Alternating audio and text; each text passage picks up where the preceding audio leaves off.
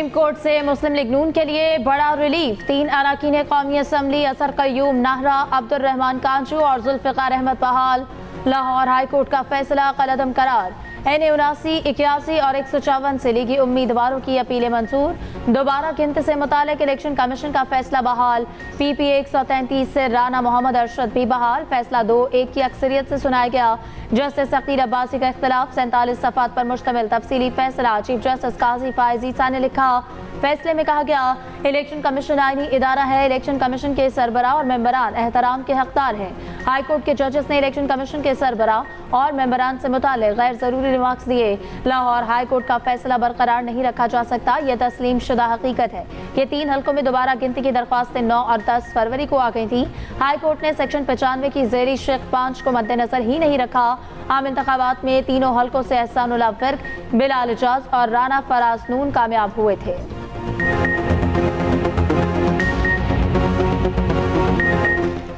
महंगाई के सताए अवाम को रिलीफ मिलने का इम्कान। पेट्रोलियम मसनूआत की कीमतों में 12 रुपए तक कमी मुतवक्के। ज़राए के मुताबिक पेट्रोल 9 रुपए, डीजल 8 रुपए 50 पैसे फी लीटर सस्ता होने का इम्कान।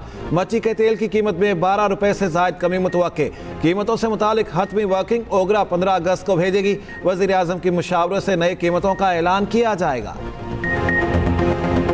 साल और 2 महीने के बाद नैब ने ये कहा कि हम रेफरेंस विड्रॉ करते हैं और जज साहिबा ने हम जो 4 इसमें मुलजिम थे उनको बरी कर दिए। 4 साल 2 महीने में सिर्फ एक गवाह आया हमारे, जो हुकूमत लेकर आई, नैब लेकर आई, और उस शख्स ने कोई बात भी हमारे खिलाफ नहीं की, बल्कि जब जज साहिबा ने सवाल किया तो उन्होंने कहा जी इन्होंने तो कोई गलत काम किया नहीं है। साबिक वज़ीर आज़म शाहिद खाकान अब्बासी PSO गैर कानूनी भर्ती केस से बरी। साबिक MD PSO समेत दीगर तमाम मुल्ज़िमान भी क्लियर। नैब की रेफरेंस वापस लेने की दरख्वास्त मंजूर। रेफरेंस शमन नैब को वापस भेजने का हुक्म। कराची की एहतसाब अदालत ने मुकदमा निपटा दिया। शाहिद खाकान अब्बासी का एक बार फिर नैब को ख़त्म करने का मुतालबा। मीडिया से गुफ्तगू में कहा कि नैब और पाकिस्तान एक साथ नहीं चल सकते। नए इलेक्शन से भी मुल्क नहीं चलेगा। पहले रास्ते का तयन करें, फिर हल निकालें। आर्मी चीफ, चीफ जस्टिस, तमाम सियासतदान सर जोड़ कर बैठे।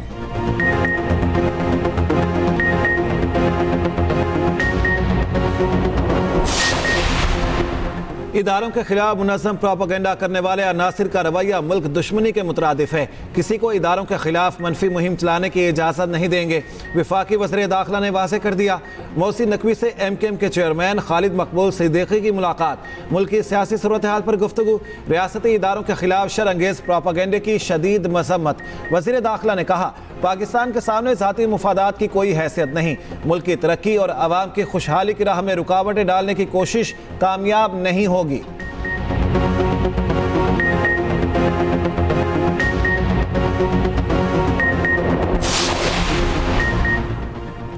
जाली हुकूमत अवाम पर कब्जा जमाए बैठी है। अदलिया को दबाने की कोशिश की जा रही है ताकि मर्जी के फैसले लिए जा सकें। अपोजिशन लीडर उमर अयूब की सरगोदा में मीडिया से गुफ्तगू। कहा, फॉर्म 47 की पैदावार, हुक्मरानों से मामलात नहीं चलाए जा रहे।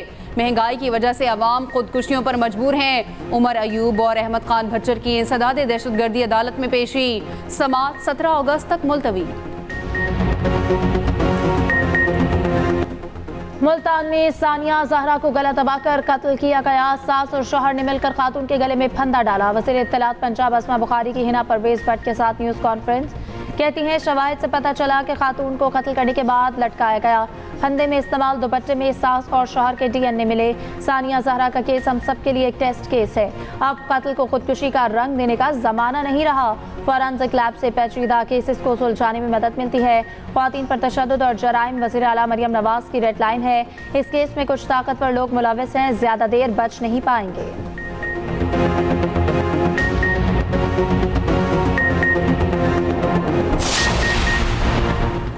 डिजिटल सर्विसेज से मुल्क की आमदनी बढ़ने की शरह में 267% इजाफा। माली साल 2022-23 में रेवेन्यू ग्रोथ 242% तक बढ़ी। 2021-22 के मुकाबले में रेवेन्यू ग्रोथ में कुछ कमी रही। ऑडिटर जनरल पाकिस्तान की रिपोर्ट के मुताबिक रेवेन्यू ग्रोथ में कमी की वजह नई रजिस्ट्रेशन पर टैक्स की शरह ज्यादा होना है। ऑडिटर सर्वे में 76% टैक्स दहिंदगान डिजिटल सर्विसेज से वाकिफ थे। तकरीबन 98% टैक्स दहिंदगान ने डिजिटल सर्विसेज को कारामद करार दिया।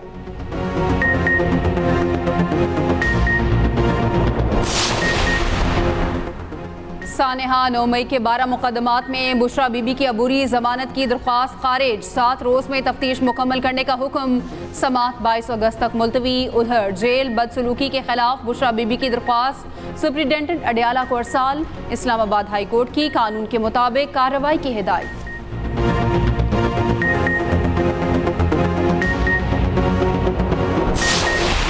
15 अगस्त से लेके 20 सितंबर तक टेक्नोक्रेट गवर्नमेंट वजूद में आ सकती है। ये नालायक नाअहल हो चुके हैं। कौम मर रही है, नहीं दिया जा रहा बिजली का बिल। सूबा सरहद की सूरत हाल और बलूचिस्तान की सूरत हाल इंतहाई कशीदा है और मौजूदा हुकूमत की कारकर्दगी खाक है। इस शहबाज शरीफ को कौन पूछ रहा है जी? शेख रशीद ने एक बार फिर हुकूमत के खात्मे की पेशगोई कर दी। कहते हैं कि मौजूदा हुकूमत सामान बांध रही है। अगस्त और सितंबर बहुत भारी हैं। 20 सितंबर तक टेक्नोक्रेट की हुकूमत आ सकती है। इंटरव्यू शुरू हो चुके, मईशत तबाह, हुकूमत की कारकर्दगी खाक हो चुकी। शहबाज शरीफ को कोई नहीं पूछता। शेख रशीद का एक बार फिर आम माफी का मुतालबा।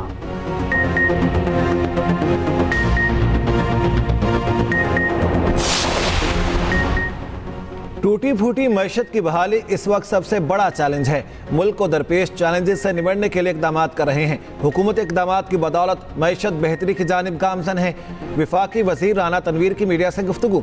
कहा, मुल्क की तरक्की के लिए ज़राई तरक्की पर तवज्जो देना होगी।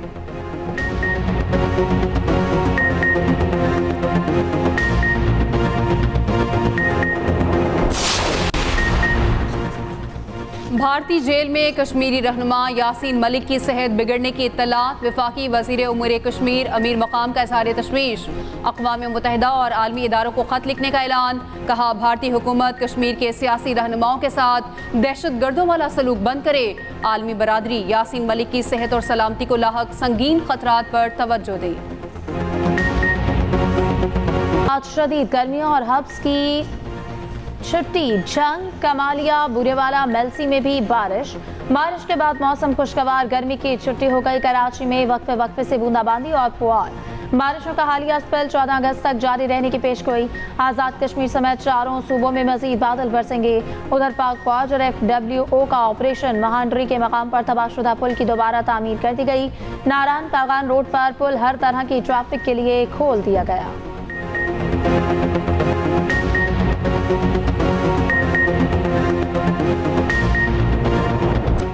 नौजवान कौम का मुस्तकबिल। दुनिया भर में आज नौजवानों का दिन मनाया जा रहा है। सदर मुमलिकत आसिफ अली जरदारी का पैगाम। कहा, नौजवान हमारा कीमती असासा और मुस्तकबिल की जमानत हैं। हमें अपने नौजवानों पर सरमायाकारी करने की ज़रूरत है। वज़ीर आज़म शहबाज शरीफ ने कहा, टेक्नोलॉजी के जरिए नौजवान मुस्बत तब्दीली के मुहर्रिक बन सकते हैं। माली साल 2024-25 के दौरान 100 अरब रुपए इजाफी मुख्तस करने का मंसूबा है। मंसूबे के तहत 3 लाख नौजवान कारोबारी अफराद को बाख्तियार बनाया जाएगा। बिलावल भुट्टो ने कहा, पीपल्स पार्टी नौजवानों के हुकूक और उमंगों की हिमायत जारी रखेगी। वज़ीर दाखिला मोहसिन नकवी ने कहा, नौजवान को आज जितना बाख्तियार बनाएंगे हमारा कल उतना ही खूबसूरत होगा। वज़ीर आला पंजाब मरियम नवाज ने कहा, नौजवान कौम का सरमाया और मुस्तकबिल के मेमार हैं। हुकूमत नौजवानों को ख्वाबों को हकीकत में बदलने के मौके दे रही है। वज़ीर आला सिंध मुराद अली शाह ने कहा, सिंध के नौजवान को मुआशी खुद मुख्तार और मुस्तहकम करने के लिए तरबियती प्रोग्राम जारी। ओलंपिक्स के हीरो अरशद नदीम का घर पहुंचने पर शानदार इस्तकबाल। मां ने बेटे को सीने से लगाया, खूब प्यार किया। अरशद ने मां के कदमों का बोसा लिया। दोस्त और रिश्तेदार भी खुशी से निहाल। फूल निछावर किए। लाहौर से मियां चन्नू तक जगह जगह इस्तकबाल, फूलों की बारिश। अरशद नदीम का बेपनाह मोहब्बत देने पर कौम का मशकूर। अगले ओलंपिक्स में इसी जज्बे से परफॉर्म करने का अज़्म। वज़ीर खेल सिंध मोहम्मद बख्श मेहर का अरशद नदीम के लिए 35 लाख इनाम का ऐलान। Asian Pacific African combined power lifting championship में 15 गोल्ड मेडल जीतने वाली सोहेल सिस्टर्स की अर्शा नदीम को मुबारकबाद। खुद को नजरअंदाज करने का शिकवा भी कर दिया। कहती हैं हम दर्जन से ज्यादा गोल्ड लाकर बारिश का पहला कतरा बन गई। हमें इनाम मिलना तो दरकिनार, किसी ने ऐलान तक नहीं किया।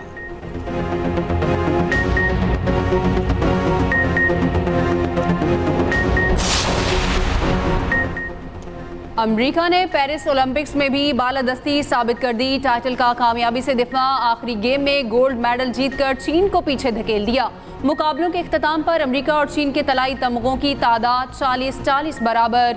मजमूई तौर पर अमेरिका 126 मेडल्स जीतकर पहले नंबर पर, चीन की 91 तमगों के साथ दूसरी पोजीशन, जापान 20 गोल्ड समेत 45 मेडल्स के साथ तीसरे नंबर पर रहा। बरतानिया की ओलंपिक्स में मायूस कुन कारकर्दगी, सिर्फ 14 गोल्ड मेडल हासिल किए। मेडल टेबल पर पाकिस्तान का 62वां नंबर, भारत की 71वीं पोजीशन रही।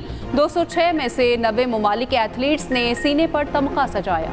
इसराइली फौज ने खान यूनस में तीसरी बार चढ़ाई शुरू कर दी। बेघर फलस्तीनियों को दोबारा से इलाके खाली करने की वार्निंग। चंद दिनों में 75,000 से ज्यादा फलस्तीनी दोबारा दरबदर हो गए।